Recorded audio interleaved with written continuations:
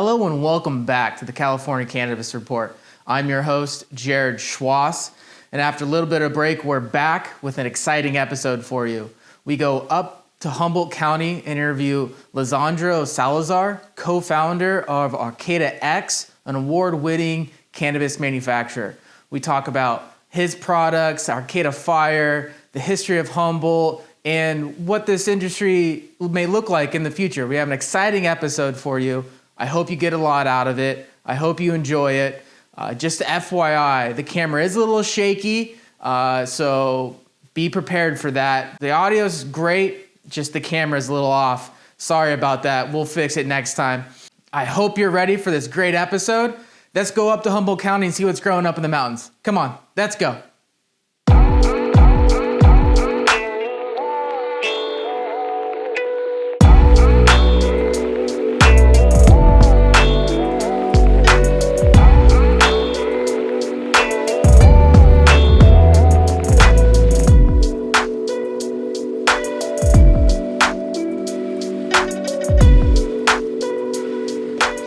Welcome to Arcata, California, up here in Humboldt County. I'm here with Lizandro Salazar, co-founder of ArcataX, award-winning cannabis manufacturer. Thank you for having us in your manufacturing plant. Hey, no problem, man. Anytime.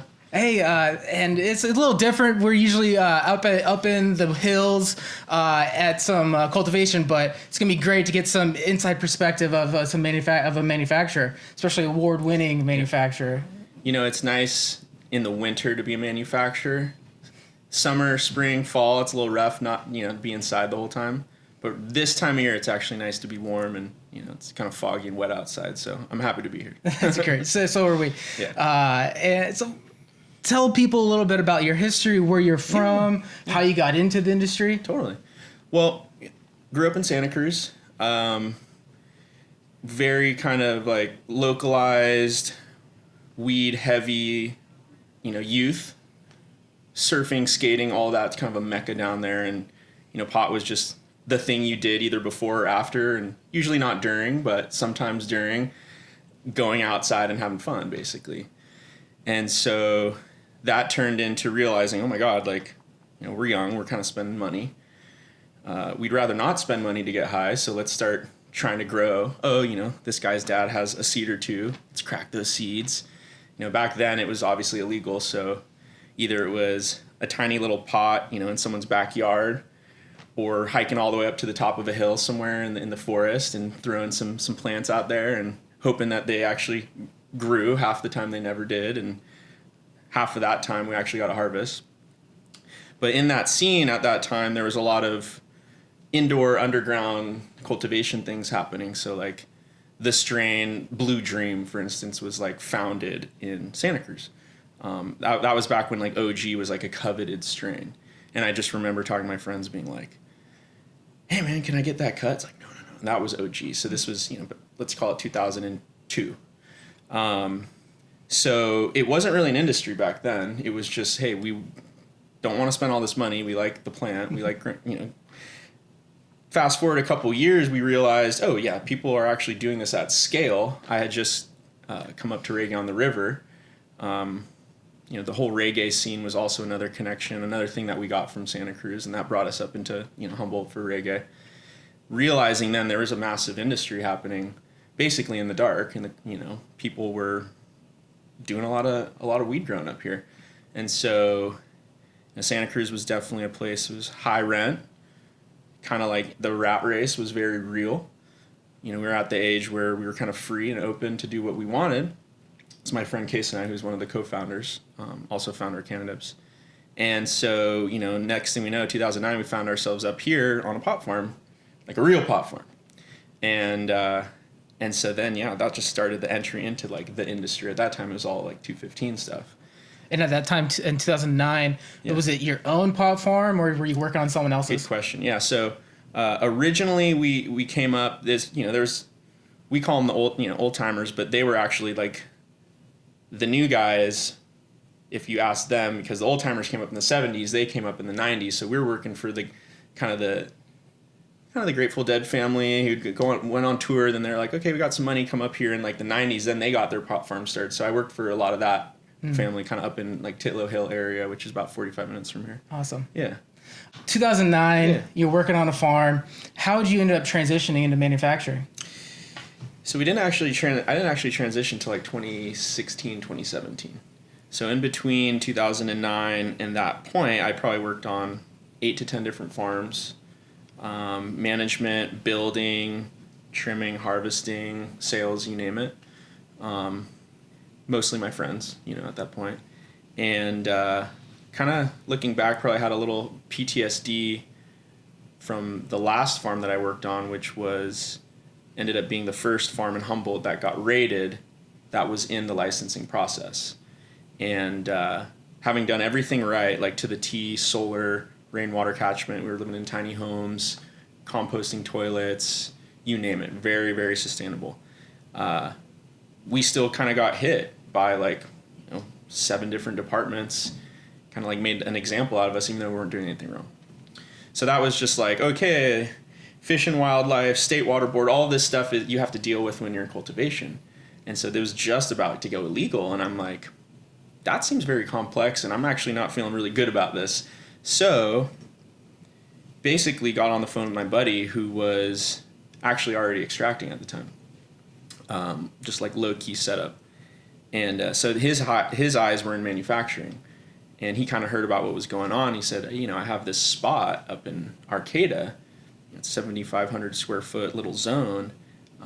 We think we can probably do some extraction when it goes legal. And at that point, we didn't really know if it was going legal or not. It was all like rumors. And so fast forward to 2017, here we are walking in this open building used for storage for 30 odd years, dank, moldy, smelly, like shed basically. And I'm looking at this like, oh my God, like we're turning this into a lab. And to be honest, I hadn't done any extraction since solventless stuff back in 2001, 2002. Didn't even really touch BHO after, a couple little open blasts. It's like, that's not really for me. And so that was like the starting point, about 2017, yeah. Awesome. And you said you had that one run-in with camp that kind of pushed you away from growing. Have you had any other run-ins with law enforcement or camp or any other? So facilities? Camp was a little bit before my day. This was actually just straight up the Humboldt County Sheriff, State Water Board, all of this stuff. So that was like, camp was like the federal thing. Yeah. But prior to, and I'll remember this forever because it was during the time when the Giants were going to go win the World Series, or we didn't know if they were winning yet. So just out on a hill on Eddersburg, trimming, hearing helicopters and stuff, very close. All of a sudden, we're kind of on a hillside, look over, hear it but can't see it, and boom, it comes up like immediately, like really, really close. And so I just remember skirting down the hill in my little truck. My buddy had a Camry, of all things. Book it down to Garberville to a bar. And, we didn't know if we were going to get busted, what was going to happen. And, here's Giants winning the World Series, so it wasn't super bad. Yeah. Then we ended up kind of tiptoeing back to the hill. Everything was okay. And then, Lost Coast Outpost says, it's PG&E doing their surveys, which was probably not really what it was, because PG&E doesn't have, black helicopters unmarked.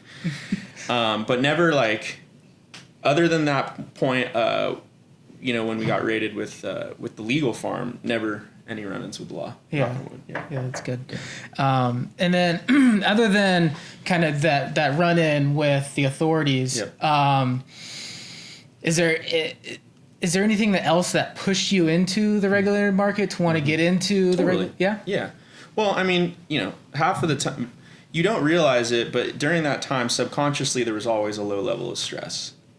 Right? You could at some point get in trouble. And as you start scaling up in that underground industry, your probability of getting in trouble or having a worse punishment goes up. So as I was kind of climbing up there, I'm going, man, I'm starting to expose myself right now. And, this legal thing was, and I came from engineering. I came from, collegiate background. I came from professional stuff. And, a lot of the 215 era was the opposite of that. And so I was like, okay, good. Like forms, structure, let's let's do this right. We were all very optimistic at that point.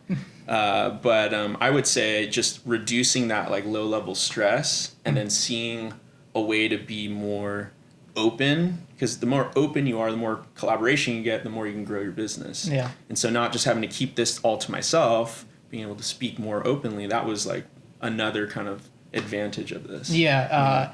Brandon Wheeler from Blazing Oats called it coming out of the green closet. Oh, yeah. Yeah, so I like that. And then you mentioned that you were optimistic at that point. Mm-hmm. So Right. how do you how was it getting into the regulated market, and how do you think it's been going for you and other operators in the area? It was, the barriers to entry were pretty vast, pretty large. We ended up flying in consultants from other states that had legal systems already intact, booking meetings with consultants, bringing stakeholders like the fire marshal, people, senior planner who are crafting policy, but don't really know what they're doing. And so we're having to bring in these stakeholders. So that was just, even to get people to say yes, to submit an application, we had to go through that little loophole. And then once it was like, okay, we will look at an application, that was when it was just fill in the fields. Right? It's like, hey, if you know how to, do your homework, this is just race to do it. The engineering portion for manufacturing was one of the harder points, where every, thing has to have a serial number, everything has to be certified. There's only a certain amount of people who certify. We were early, kind of first mover stuff, so it didn't impact us as much, but about a year or two later, there was just a line out the door, basically, for having to go through these kind of hoops to get your permit. It was funny because at that point, all it was about getting operational and getting the permit. Like, that was the goal. We thought everything was going to be great once that happened.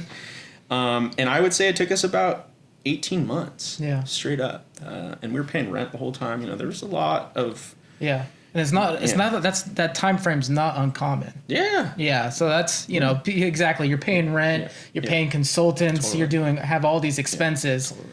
Just, not even getting, making any money. Yeah, on a hope that you can make money too. It's not even a guarantee that you're going to be able to make money. And no, we had no, other than these other states, there was really no precedent. Mm-hmm. And so, the precedent was people exploding in their garages. And now, we're going to be the ones that do it right. So there was a lot of teaching and training. Even the state would come up and would basically take notes on our process, because they didn't even know how to write the laws, because they didn't know the process. Yeah. Anytime that you're basically educating the regulators, you know that it's going to be somewhat of an uphill battle. Yeah. And so we just kind of knew that, and we're happy for a little bit of that friction. Yeah, and it's still battling uphill battles. It definitely is different battles now, but yes. Yeah. And some people have said that with the regulated market came kind of a shrinking or minimizing of the culture, the cannabis culture that was active during 215 and before then. What do you what do you think the cannabis culture is, and how do you think it's been affected by the regulated market? That's a good question. It's a big question. I definitely think it drew a line in the sand, because now you had an option to be legal. In the past, no one had an option. So you had basically criminals and people just trying to make a living, all working kind of as the same culture. Once it went legal, it was like you had a very real choice. Do you want to stay in the black or still go in the white? So right there, that was a line that got drawn in the sand. And so, even my own personal relationships changed once that happened, because it's like, hey man, stop sending me messages on Signal. I'm doing this different thing now. And so for sure, those who didn't have licenses and those who did kind of became two different groups. I don't think there was any disrespect in either place for the other person's decision. So I don't think there was an internal damage of the pre-existing culture, but we had different battles to fight at that point, and the people who weren't in the legal industry had their own battles, and so it was just kind of like a splitting off of sorts, I felt. Yeah. And some people have mentioned that the with the regulated market also came in big business, well capitalized people, and that kind of has hurt the culture in a sense. Do you have any do you see that? Do you think that's kind of a necessary evil, to say the lack of a better word? What are your thoughts on that? Well, I would say even today there's networks of companies that work together within this industry that are almost separate. And you could probably categorize one network as like the legacy guys and then the other as the corporate guys. Now, we've done work with corporate people and corporate people have done work with legacy, but it kind of seems like certain parties stick together. I think that both parties need each other, right? Because how do you have the craft and the know-how? Well, that comes from experience. But during that time, there was so few tools you could use to really grow your business well that the corporate guys were using for decades. They're bringing those tools in. Those tools are valuable. That way of communicating is valuable. And so really like integrating like those two parties in a way to like kind of like take the best of both worlds and remove the shitty parts seems to be what could benefit the whole. Yeah. Absolutely, it was a necessary evil. Yeah. You know, I think it just became the 5th most valuable cash crop after soy, wheat, and corn. Right? Something like that, yeah. It's like that's a pretty big show. Yeah. So. And it's not even federally illegal yet. Right. Yeah. Right, yeah. So as we mentioned, we're in Humboldt County, and so if you could describe the region, describe the history here, and if you can't, why did you decide to open up? I know you were here before jumping into regulated market, but why this area to open up your manufacturing location? Okay, I'll do my best. I'm not a local. Yeah. But I've lived here over 10 years now. I would say going all the way back, if you look at North America, and look at the peoples who were living in North America pre-Columbus, most groups were migrating, right, north to south, east to west. For one reason or another, people in the Pacific Northwest didn't have to. And you ask why? Well, the theory is because the natural resources were so abundant, they just didn't need to migrate. They weren't chasing anything. It was all right there. So I think that just luck that this region has in bringing in moisture, having like diverse, regions through the mountains and the valleys, all that stuff just encourages the ecosystem, and the ecosystem provides the goods. So in the past, the goods were, logs, fish, dairy, potatoes, all of those things just really were abundant here. And so regionally, this is just a super, super abundant area and very diverse. Now, fast forward to today, I think obviously, what most people will say is, you got the redwood curtain, so it's easy to hide. You have old logging, which created these roads that opened up these plots that you would have never been able to get to if there wasn't logging. So it kind of became a natural thing where it's like, okay, now we have all this land, no one's around. And I was just talking to an old timer yesterday because, they're all just trying to grow food and stuff at that point. And then he says it perfectly. He's like, yeah, we went outside, there's all these exotic plants. And my neighbor basically said he was getting about $1,000 per plant. And I was like, oh, I can do that. And so people kind of just stumbled into it. Stumbling into it is great because now you're 10 to 15 to 20 years ahead of people who haven't stumbled into it yet. And then that's really where I think this region got its value, because now not only are people growing the plant, but now they're experimenting with different strains, different varieties. They're sharing that in and amongst themselves. They still have to keep it quiet, so no one's like sending it over, you're not doing e-commerce. So all that stuff stays really kind of like compact. And even today, you go to Amsterdam. I haven't been, but I've heard you go to Amsterdam, you talk about Arcata to the people out there, the Dutch guys who are all like the breeders.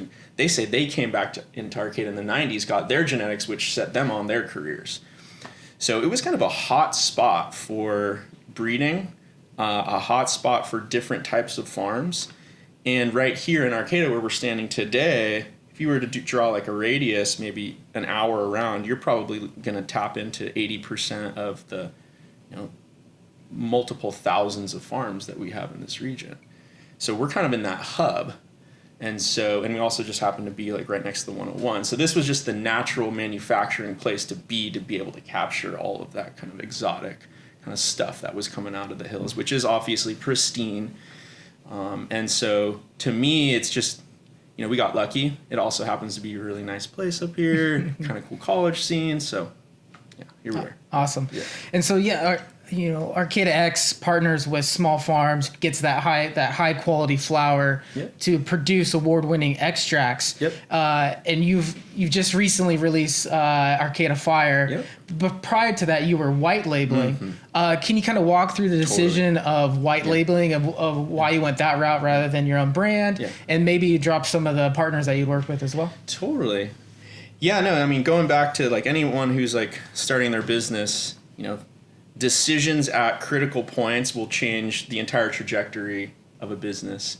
And so our decision when we started this was based on an opinion that one of my, best friends, Case, had, having just launched his own brand, Cannadips, in about 2016, and having to go through the pain of not having an actual supply chain, not having enough retailers, and realizing being a brand is not just creating the product, it's marketing, it's distribution, it's sales, it's so many things.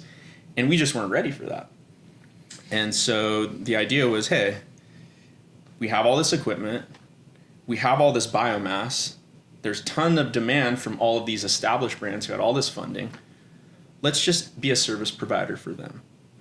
In that time frame, the market changed a few times, but what ended up happening is we ended up learning a lot and getting a ton of data. So rather than starting with a brand and then having like 10 different things we had to build at once, it was just like, learn your craft first, and then step by step, okay, then you start learning how to sell in this market. And then once you realize what the market is saying to you and your product is right and you're winning awards kind of without your own brand but with other people, that was the point where we decided to drop the brand. We had at that point worked for, and still do work for, companies, like Cookies, selling, as a supplier to some brands like Hum Farms, Himalaya, Heavy Hitters, you name it, basically we're selling to those guys. And so, yeah, it just kind of naturally, and I remember but 2 years ago, I kind of committed. I told myself, it was an awards ceremony. We had just submitted a bunch of awards, probably 3 or 4 actually. And I said, if we win top 3, we have to have a brand, because people are liking the material. You got to put your name on it. And so we ended up getting like 2nd place, 4th place, something like that. And I was like, all right, well, it looks like we're going to do that now. And so it was just kind of making a commitment based on what the scenario was that I had no control over. And then it just turned into, here we go. And iterated on this concept for a long time. Actually submitted an entry to the Emerald Cup before we officially launched, and we won 1st place in the live resin cartridge category. So that was kind of like the fuel for the fire. Yeah, congratulations, by the way. Thank you. Yeah, no, it was really good. I'll get you some before you leave. Appreciate that. But yeah, anyway, so that was, That's great. And that was you led into my next question of what led to starting Arcata Fire. Right. So we know now what started it. Can you go into the name, kind of why Arcata Fire? How did you get into that? So working kind of with some zany marketing folks at the time who had worked in, the cigar industries, other industries that are essentially kind of crowded. So everyone's just trying to be unique. And so kind of blue ocean for these guys, just kind of like smoking some pot, maybe drinking some ciders one night. It was just like, we kind of saw the writing on the wall. One of my old farm bosses had this like old vintage fire truck.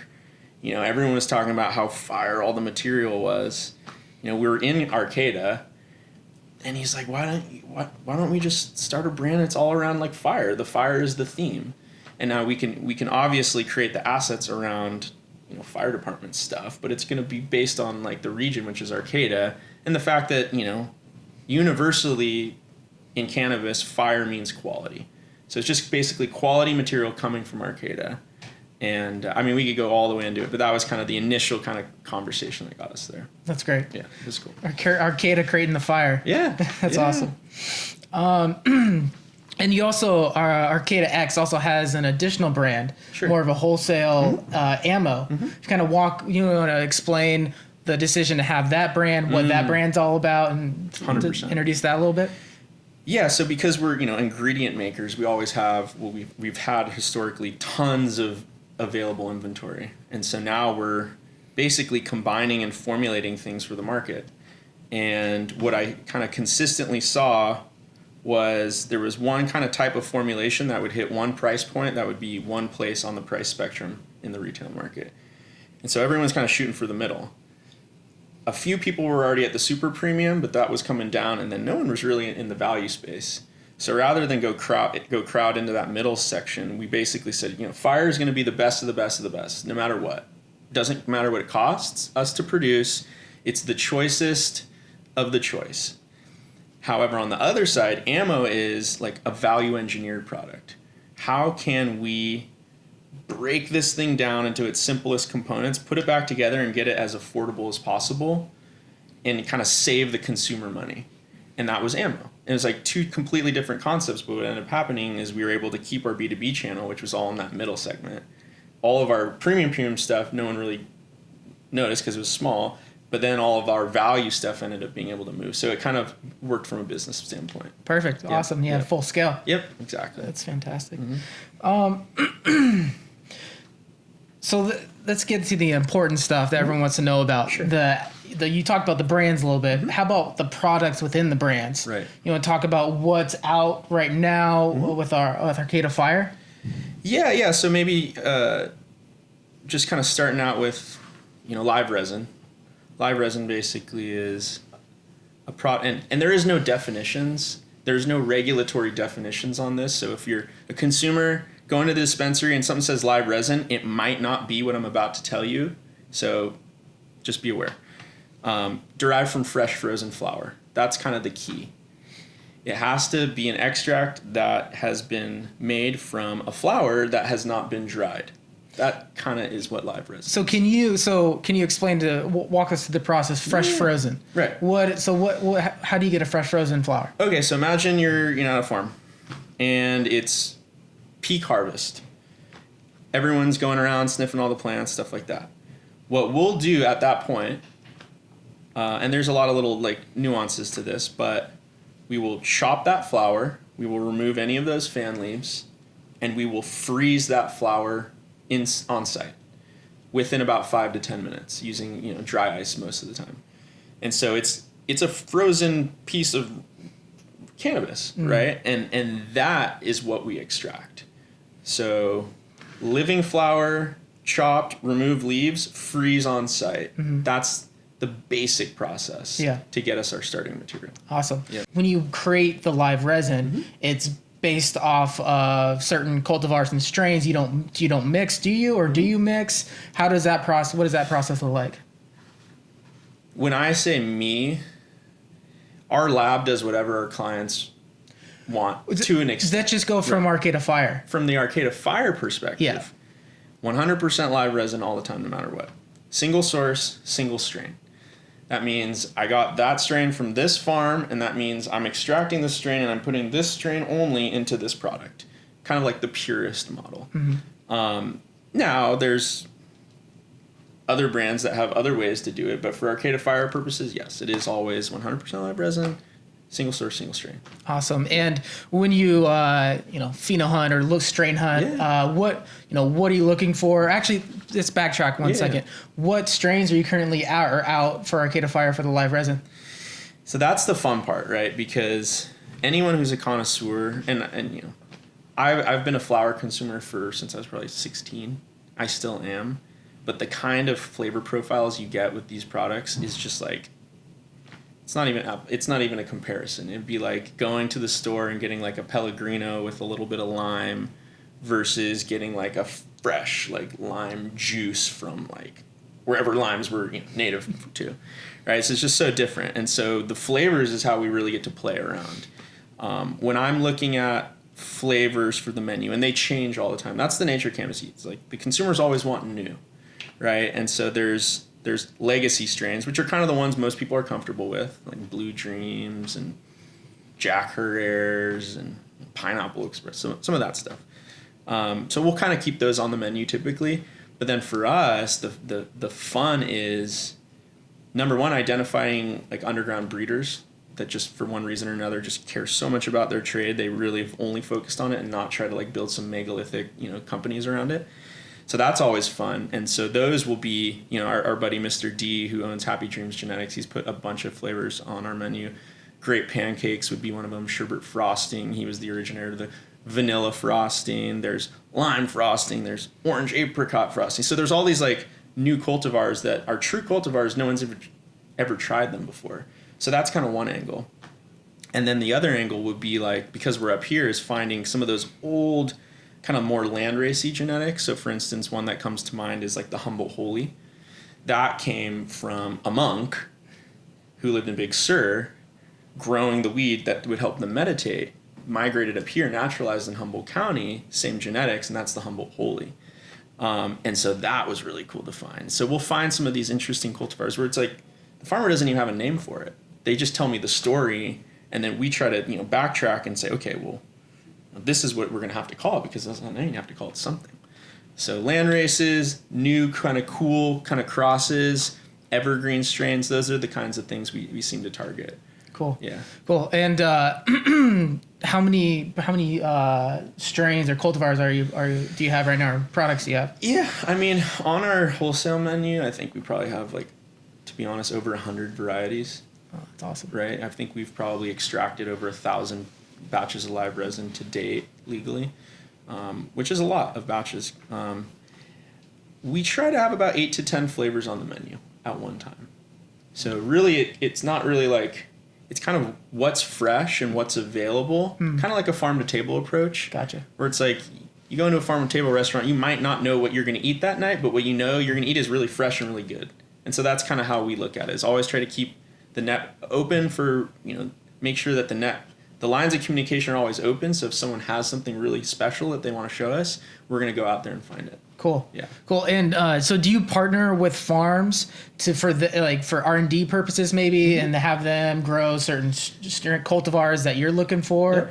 Yep. And so do you have anything right now that you're excited about that you can talk about? There's a few actually, and Cookies is one of the bigger brand partners we work with, and we do like a regional supply chain kind of program for them where we run all of their proprietary genetics and some of the new genetics that they have in some of our partner farms. So that's really exciting to see, kind of like the next generation, because all those strains are phenomenal. Apples and bananas, really, really good. I'm a fan of the Forbidden Cheetah Piss, really, really good. Even the Red Velvet is really, really good. So that's all kind of Cookies varieties. But then you kind of have less branded stuff. For instance, one of my buddies, Teddy at Canna Country Farms down in southern Humboldt, he's got some he calls the number 26. And you look at it and it's just purple as can be. You extract it, you test it. It just so happens to have the highest recorded amount of ossamine ever tested by one of our friends over at SC Labs. And so and that's what's cool about these days, is we have so much more data. So I'm just scrolling through COAs like a madman, just trying to pick apart what's unique and stuff. And so the number 26, which is he called it Chirimoya. That's a really exciting new cultivar that we're looking at. But even Nat from Humboldt Seed Company, he just had us go out to his farm. We harvested a bunch of raspberry, which is a new flavor for him, and going out there and smelling all this different stuff. So yeah, like all these different seed houses, breeders, brands, we're tracking kind of all the unique things as much as we can in those kind of channels. That is the exciting stuff. It's fun. Yeah. And other than just finding the unique strains and cultivars, are you working on any other manufacturing processes for Arcata Fire other than the live resin? Yeah. So I mean, it's kind of funny going back to like our origin, which was getting high and really wanting good stuff. Bubble bags, we're back into solventless again. We're really doing a lot more kind of some patented processes, working with some biotech companies, doing some infusion-based stuff, because most of the population, if your goal is to get people to try and then hopefully enjoy cannabis regularly, you're going to have to accept that they're not going to smoke it or dab it at some level. Some people don't ever want to smoke or dab ever, no matter what. And so, the infusions to me are probably the next territory, because you can play with the dose. So it's not going to be like I give you something and you're just like slammed on the floor for the next 4 hours. And so that's where the tech is kind of cool. Or my favorite, just the crapshoot. You don't know what you're getting. Back in the day. You just open the plastic and you're looking at it and you're like, oh God. And like I've seen grown men cry. Yeah, like some homemade cookies. Yeah. Yeah. But yeah, for us, it's probably the more solventless kind of places, which goes back to our roots. And then of course, kind of getting more into like the complex formulations, patented processes, stuff like that. Awesome. And do you have a time frame for that, or are you still We're working on all that right now. Yeah. You know how it is in cannabis. You don't really want to make an announcement until you have something really good to say. Yeah. So we're kind of just keeping everything under wraps. I understand. And so you started with the beginning of the live resin process. You go to the farm, you get it fresh frozen. Yes. Yeah. So you get it fresh frozen. You get it transferred here. What's the next process? Can you walk us through the rest of the process as well? Yeah. So harvest season is exciting for us. All the guys will wake up super early. We probably have like a team of like 20 or 30 guys in the parking lot before the sun comes up. We're sending caravans up into the hills. We're bringing a couple tons of dry ice out there. 4-wheeling the whole thing. And which is not easy all the time, and so we're chopping, we're removing all the leaves, we're freezing. We put the cannabis into some of these like modular vessels, let's call them, and those same vessels go into our machine. So basically, we don't touch the plant after the farm. Freeze it, it all goes into these vessels, and then like hands off. That all gets driven down with fresh frozen vehicles, stuff like that. Our goal is to extract it within a week. Awesome. Right? So that was living, breathing cannabis a week ago, and today we're hitting it with, sub cryogenic temperatures, like 60 to 80, minus 80, Celsius. Yeah. Oh, wow. Hitting it really, really cold. The guys are just really on point when it comes to quality, so they know all their parameters. We're extracting, up to 1,000 pounds a day, which is equivalent of like a 20 by 100 maybe greenhouse, 20 by 50 greenhouse, so we can get through quite a bit. Yeah. But at that point, the process isn't really done. Some of the products that we're putting into fire, for instance, take 3 to 4 months just to like cure, just to get to the point where we're completing the batch. And so there's, in live resin, you kind of start with live resin, then you can break it down into like these different categories of live resin. So one of the categories is a concentrate category called diamonds. And so you can basically start with one jar of just a similar looking liquid, and over the course of 3 months, it's separating out, growing these beautiful large faceted crystals, THC crystals, diamonds they call them, and then separating out from the high terpene extract, which is like the HTE or the terpenes. And so that now turns it into like 2 ingredients. So now you're separating out your diamonds that can go into jars and stuff. And now you have like your very, very kind of like valuable high terpene extract, which is kind of our most well-known ingredient, our most sought-after ingredient, and that's what we use in our live resin vape blends. Gotcha. Yep. Cool. So let me kind of summarize this, make sure I got. So you get it from the farm, you process it through super cold processes, and then once you get that into the resin, that produces the resin, and then you do wait, or do you do further process to get the diamonds and really it's just a combination of time, pressure, and different changes in temperature. Gotcha. That get us to the point where now we can actually complete the batch. And when I say complete the batch, I mean remove all the solvents. Right? The thing about solvent extraction is you can do it so many different ways, but it's all about what the end product is. So for us, the end product means true to the strain, everything, 98% of what we wanted, we captured, and there's no residual solvents. And so that process is kind of a secret in itself, which takes a lot of time and happens after all of that curing is done. Gotcha. Yep.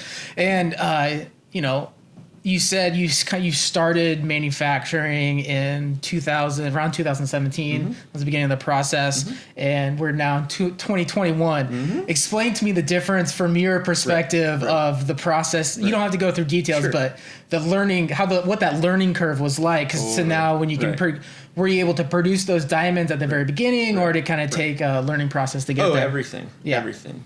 And I think where the phase we're at now is, we know we can make, some of the best quality product out there.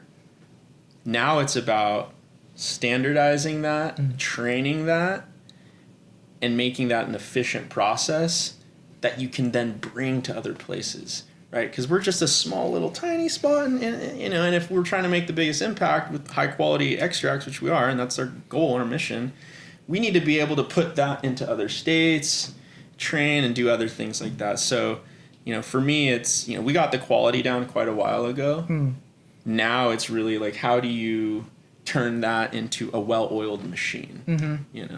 Awesome. Yeah, definitely. Good luck. I mean, sounds like you're pretty. It sounds like you're getting there. Yeah, it's fun. I mean, the data tracking is the biggest portion of it. And so now we have like real-time ERP data tracking, where at any one moment I can see all the little things happening. I can run reports on all these little things and pull out all this interesting data. A little shout out to Backbone. We helped them get there, and they helped us get here. But that's definitely one of the companies we worked with when it comes to the data stuff. Awesome. Yeah. You've mentioned data multiple times, and you seem like a little data. Not trying to offend at all. Data nerd. Which I think is a compliment than anything. So, do you have a background? Because you said you're collegiate, you went to college, and you mentioned engineering. Do you have an engineering background? I do. Yep. So, agroecology, natural resource economics combined with environmental engineering was kind of like my training.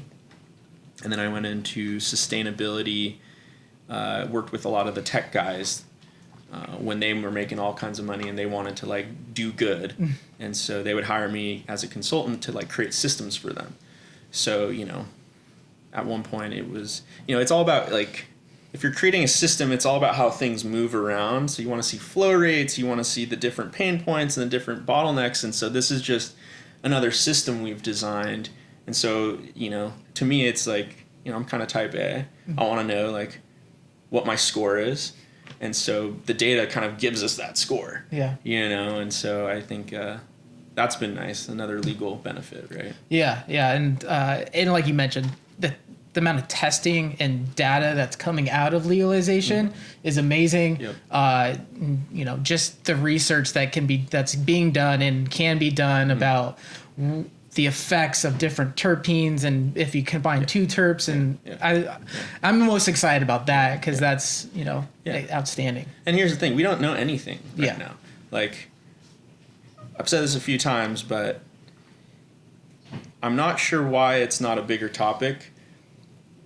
The whole industry is run mostly consumers are looking at potency information to make their decision about what to buy, right? So that is one score that people see, right? 90 plus, I got an A, I'm going to buy it. Now the terpene things they're not new, but they're now being more accepted by the consumers. And so if you were to go get a test right now on cannabinoids and terpenes, you can do that.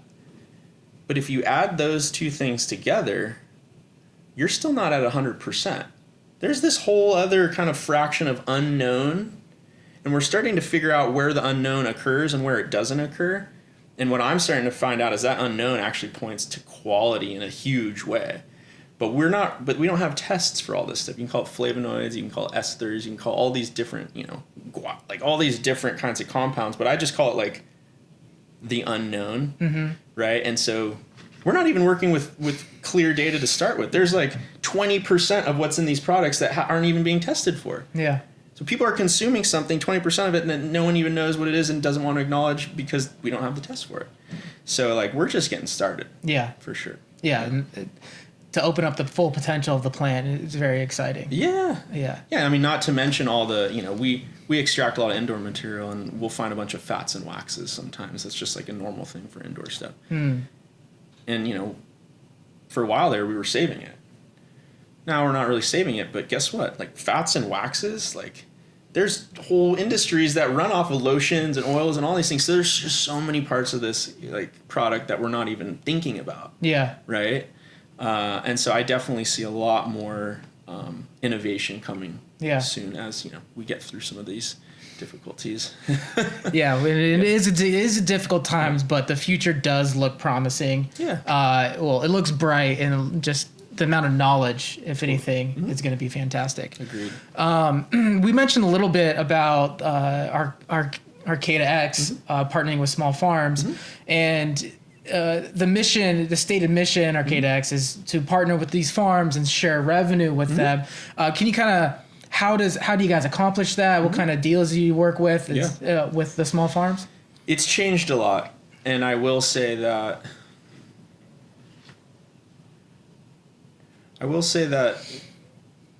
we've succeeded and we've failed when it comes to that mission a few times. And it's been based on trying to predict what the market's going to do.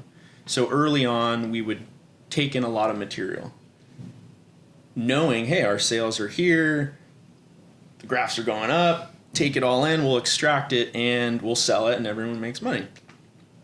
Well, because our processing times are so extended, call it up to 6 months sometimes, and when you have a lead time of 2 months to extract, and it takes 2 months to extract, you're talking about 9 months. You might have made a great decision 9 months ago, but what happens in 9 months? And so what we've dealt with now is making amazing material, amazing farmers, but not necessarily having all the channels to monetize it because it's premium, right? We never wanted to play in the commodity zone where it's like, okay, what's the price? Goes right beneath like the commodity price, and you just sell it. It's an easy sell. This is like, it takes more explanation. It takes more of a connoisseur. It's more of a niche.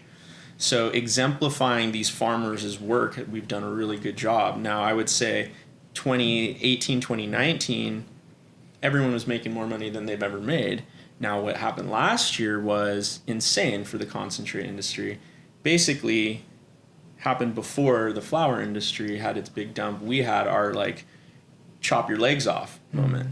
And so what ended up happening is the value that we were retaining on behalf of the farmers in product also got chopped in half. And so that doesn't feel good ever. And so, luckily the product's good. It's not necessarily a depreciating asset from a quality standpoint. But, when farmers need to get paid, and if people aren't buying at that rate and there's expectations, it can get difficult. Yeah. And I think that's what a lot of us are feeling right now. Yeah. Is selling product to someone on terms, they have some money issues, they can't pay you, next thing you know, it goes all the way up the chain. So we've actually shied a little bit away from that model. And now we're more in the model of, show me the material, let's do an R&D, like a low risk investment, and let's make sure that there's a final place for this stuff. And if there's not a final place, then there probably isn't a reason to process it right now, right? And so it's gotten us a lot more nimble. But I mean, if you think about it, I don't know if you grew back in the day, we all assumed we were going to sell everything. And so you're just like, all right, scale, balls to the wall, everyone just do this. We didn't know where it was going, but we knew that at some point probably someone would show up with a duffel bag of cash.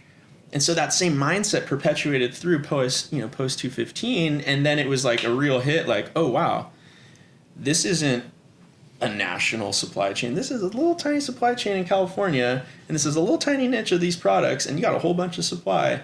And so that started the whole, now we're shifting things. So yeah, I would say most of these farmers are my friends. I love them as much as my family. We're all kind of suffering a little bit. Yeah. Yeah. But luckily the product's good, and I think things are moving forward. So that's good. About as much as I can say about that. Yeah.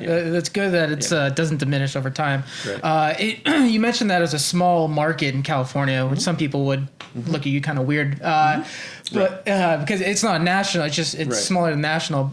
Do you think because there's only there's I just looked this up. There's like 800 plus storefront and 340 delivery only retails. Right. So that's just over 1,000 retailers in California. Right.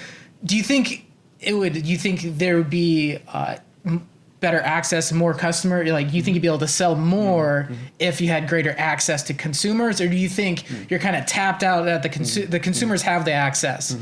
If you ever thought about that, or can you have any thoughts on that? Yeah, I think it's ever changing. I think, education for us is number one with a quality product.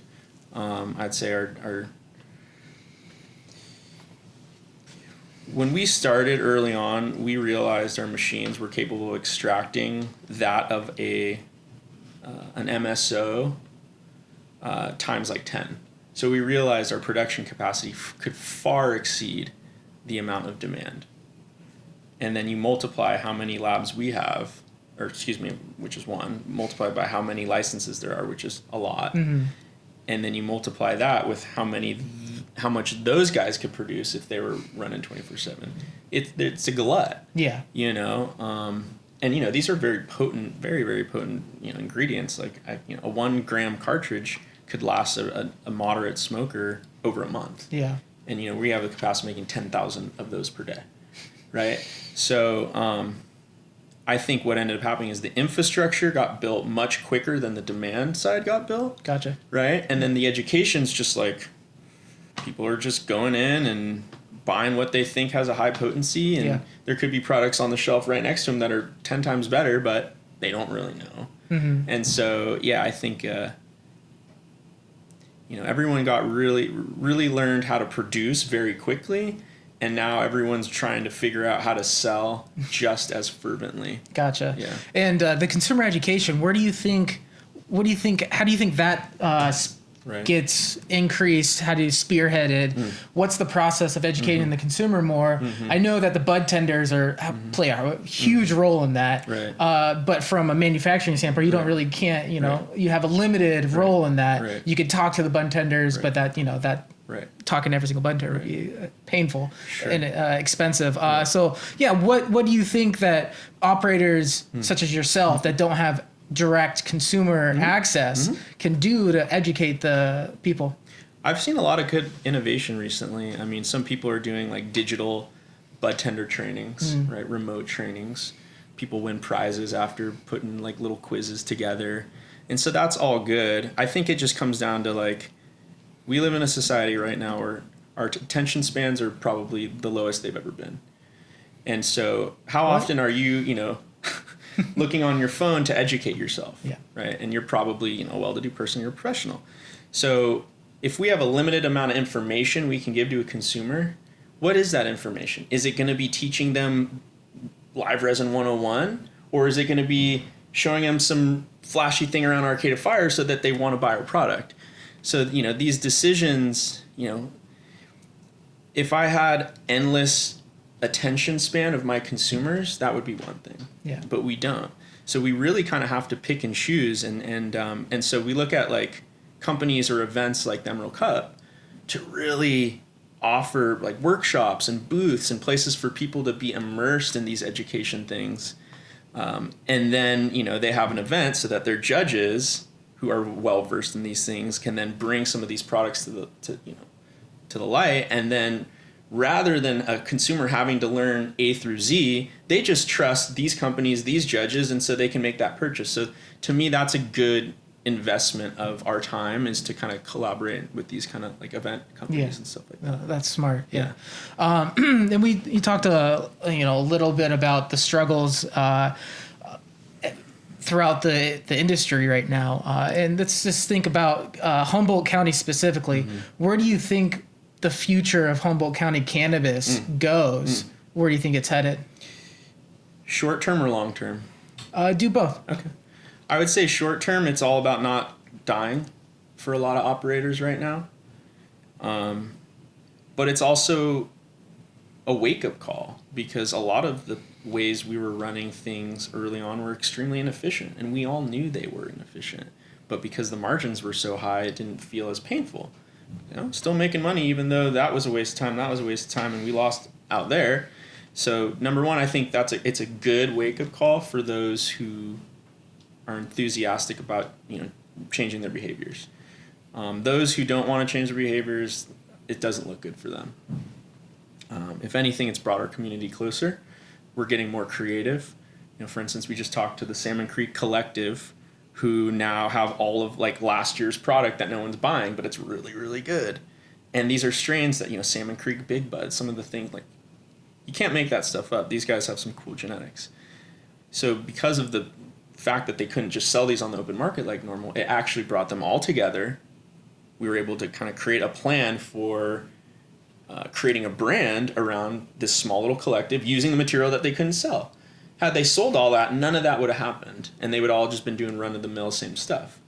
So I think there's going to be some winners and some losers, but if the winners will probably look back and say, man, I'm really happy I went through that, right?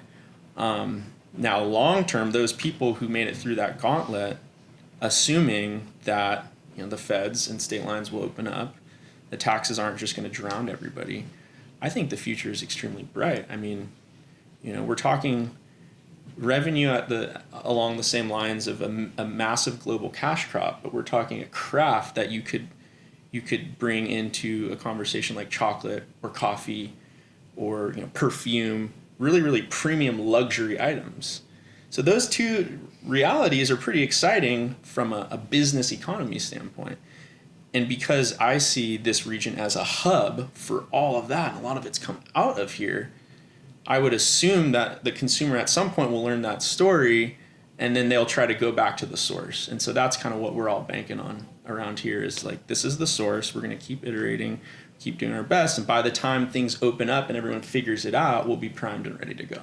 Yeah. No, that's a great perspective. I hope. Yeah. That's what I tell myself every night. And hopefully in a few years we can all look back 2020, 2021 and realize that what through struggle creates bond and creates diamonds created under pressure. 100%. And so I agree that the people who survive, you gotta be nimble, right. like you've been doing, like you right. mentioned, right. and kind of figure it out. Right. But if you could make it through. Mm-hmm. I feel like I've been saying that since 2017. Totally. But I think it's true. I do think it's true. Right. And stay in your lane and know what's unique about what you have, right? Because at some point you can't do it all. Mm. And unless you tell the world what makes you special, no one's going to know.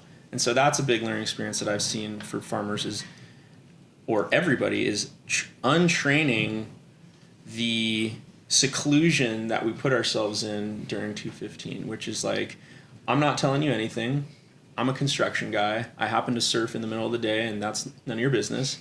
And now I actually have to pitch you on what I'm doing and why that's awesome, and that's just totally 180 degrees from what people were trained. I love that night construction. So what are the future plans for ArcataX and Arcata Fire? Yeah, I mean, well, it's just one day at a time. Yeah. We have the Emerald Cup coming up. We're going this weekend, so we're going to go and hang out with some companies like 710 and at the Fireplace, some cool genetic companies. So we're going to go hang out, break some bread, sell some product, hopefully. The entries for this year are going to happen within the next 4 weeks. So we're super excited about sending in some of these new entries. So that's, the guys really take a lot of pride in, winning these awards. So that's definitely short term. We got this property a couple years ago, and so we're probably going to build out some additional buildings, do more cultivation-specific R&D, right, and try to add that into the supply chain that we've kind of created. Definitely some long-term goals in terms of cultivation premises, because honestly, that's where my passion is, back in the land. But really at the end of the day is just choosing who our closest allies are, maintaining and expanding our brand lines, and continuing just to try to uncover like the world's best extracts. Awesome. Yeah. Awesome. And I know you have statewide partners, but if there's any specific locations people can find your products, you want to let them know? Yeah, I mean, at this point, I think we are probably over 80% of the state. Awesome. We're in about 100 shops. You can find us online.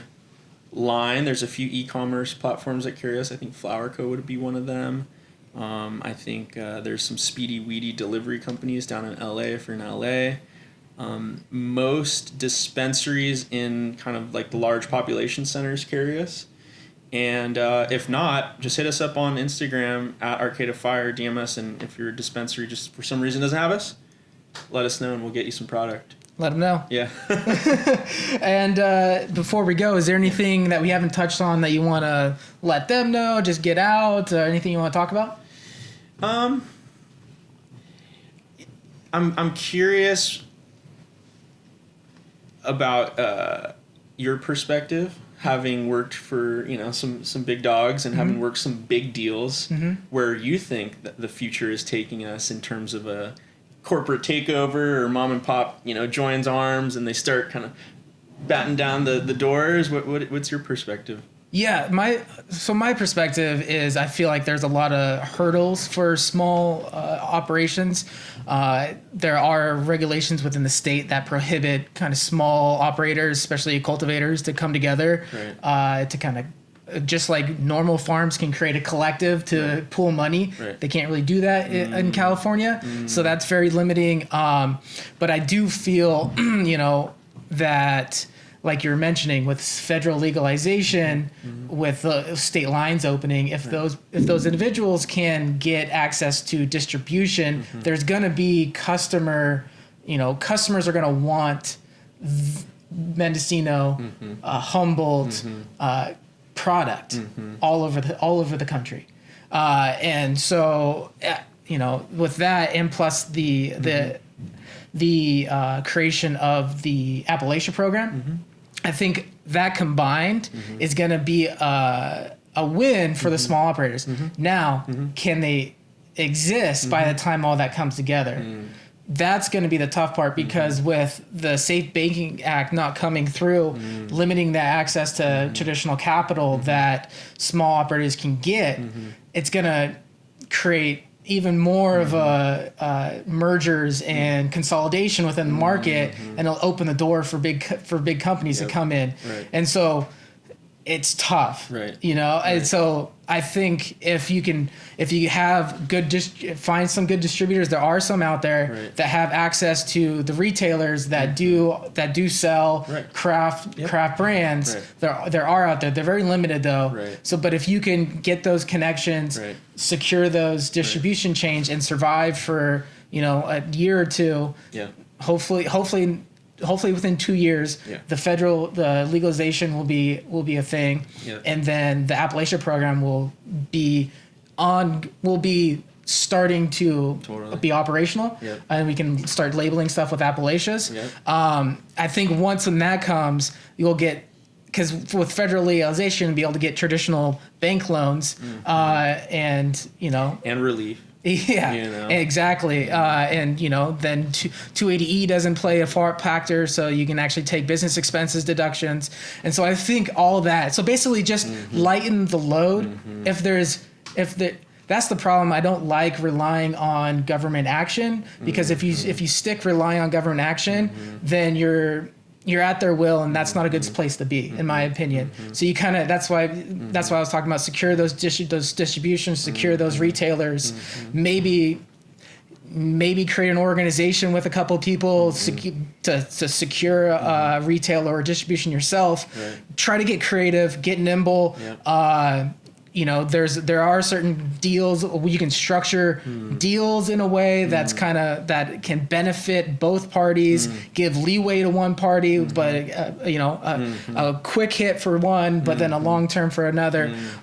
So it's all about getting creative. It's tough. I'm very empathetic to that, but I do think there is a path forward. It's just very difficult, because if I was a well capitalized large cannabis company, I'd be licking my chops right now, because there's a lot of distressed assets out there, and I'd go swimming. I'd be a shark in a pool, and I'd be swimming around. And so if you're a minnow and you see some sharks, get someone who's worked with sharks, because there is some stuff you can do, but it's not bright at the moment, but there's stuff that can be done. Definitely. Yeah. No, I think you're spot on, and honestly, like I said at some point, if we can take the best of both worlds and somehow integrate them, because if you just kill one of those worlds, you're going to lose. It's just like languages. Like, you kill a language, it never comes back. Yeah. And so, like, I hope, and this is just a hope, but I hope that the sharks understand that you can't eat the minnow and still get the value out of the minnow. You have to, like, build the minnow up, even if it's still part of your shark pack at some point, you know? See, there are some sharks or some large companies that do see the benefit of continuing the legacy, continuing the legacy operators. Right. There are some, on the other hand, that don't care about that. Yep. That would rather buy them just to buy them and maybe just crush it, or just don't even deal with them because you know that you could produce them to the ground essentially, where it's not viable for them to survive. Yeah. And so there's two avenues of big companies out there.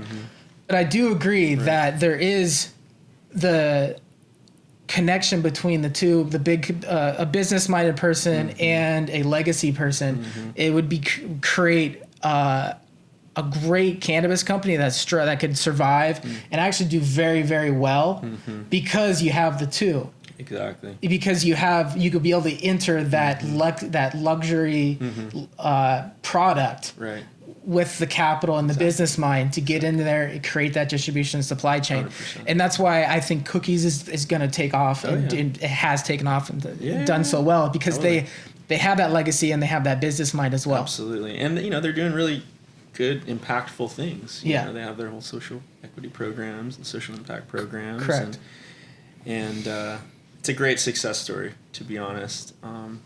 How do you mesh both worlds, right? Yeah. And so hopefully there'll just be more of that. Hopefully. I like to see the parent company. The parent company's doing some good things as well. Yeah. They're just starting. So I'm watching them. They've been kind of slow and building up and doing stuff, a little bit of stuff, especially for how much backing that they have. Totally. They could have came in and just started producing and taken so they're doing it. I think they're doing it in a good way.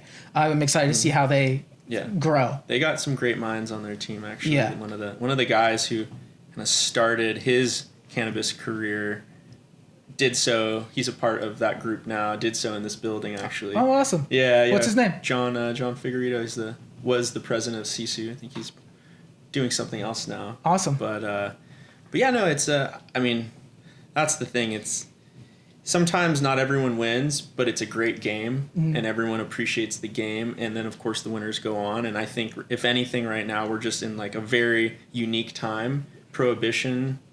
When was the last time you had something go out of prohibition in your lifetime, right? Exactly. Not to mention a psychoactive substance.